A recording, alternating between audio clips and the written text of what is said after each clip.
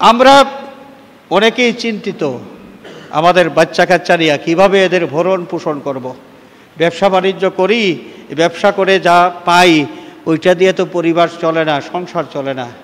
চাকরি বাকরি করি, এই চাকরির বেতন দিয়ে তো সংসার চলে না। বিভিন্নভাবে আমরা পরিশানির মধ্যে থাকি। এই যে পরিশানির মধ্যে আমরা থাকি, আপনারা বলুন যে রিজেক্ট দেওয়ার মালিককে?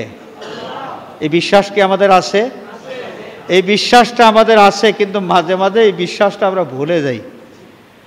মাঝে মাঝে এই বিশ্বাস থেকে আমরা সরে আসি, আমরা ভুলে যাই আল্লাহ যে আমরা রিজেক্ট দেনেওয়ালা, আমরা ভুলে যাই রিজেক্ট দেনেওয়ালা যে আল্লাহ, সেই আল্লাহ রব্বুল আলমিনের ভয় অন্তরের মধ্যে নিয়ে জীবনটা যদি সাজাইতে পারি, আল্লাহ রব্বুল আলমিন নিজেই কোরআনে পাকের মধ্যে ঘোষণা দিয়েছেন, ওয়ারযুকহু মিন হাইসু লা ইয়াহতাসিব। এই বন্দা বান্দি আল্লাহর ভয় অন্তরের মধ্যে নিয়াত যাদের জীবন তারা পরিচালনা করে, তারা কল্পনাই করতে পারবে না কিভাবে কি পরিমাণ রিজেক আল্লাহ রাব্বুল আলামিন তাদেরকে দান করবেন। এই ওয়ারযুকহু মিন হাইসু লা ইয়াহতাসিব, সে গণনা করতে পারবে না, হিসাব করতে পারবে না। এখানে তাফসীরের কিতাবের মধ্যে লেখা আছে যে মানুষ কল্পনাও করতে পারবে না তার রিজেক কিভাবে আসবে, কোথার থেকে আসবে, কি পরিমাণ আসবে। সে 30,000 টাকা বেতন পায়, তার হিসাবের মধ্যে মাস পড়লে 30,000, কিন্তু তার আল্লাহ, তার মালিক, তার মাওলা কোন দিক থেকে আরো 20,000 তার অ্যাকাউন্টের মধ্যে দিয়ে দিবেন, কোন খাত থেকে চলে আসবে মানুষ কল্পনাও করতে পারবে না। মানুষ কল্পনাও করতে পারবে না। অনেক ঘটনা আছে, অনেক ঘটনা। একজন মানুষ মেয়ের বিয়ে উপলক্ষে তার যা প্রস্তুতি, তিনি একটা চিন্তার মধ্যে পড়ে গেছেন যে মেয়ে তো বিয়ে দেব, এখন এই বিয়ে উপলক্ষে যা টাকার দরকার, টাকা কোথা থেকে পাই। ভাই, আপন ভাই লন্ডন প্রবাসী, ভাইয়ের কাছে ফোন দেওয়ার পর ভাই জবাব দিলেন যে আমি একটা নতুন বাড়ি খরিদ করেছি, আমার অনেক টাকা ঋণ হয়ে গেছে।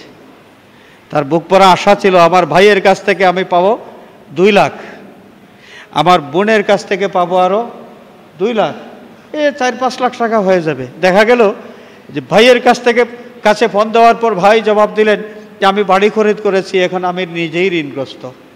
বোনের কাছে ফোন দিলেন যে বোন, আমার মেয়ের বিয়ের তারিখ ঠিক করা হয়েছে, এখন তো আমার হাতে টাকা পয়সা কম, এই টাকা দিয়ে বিয়ের অনুষ্ঠান কুলাইতে পারবো না। বোন জবাব দিলেন আমার ছেলের বিয়ে আগামী অত তারিখ, আমি পারবো না। একজন মানুষ তিনি হিসাব করলেন যেই খাত থেকে তিনি, যেই দিক থেকে তিনি সহযোগিতা পাবেন, দেখা গেল 0, রেজাল্ট 0।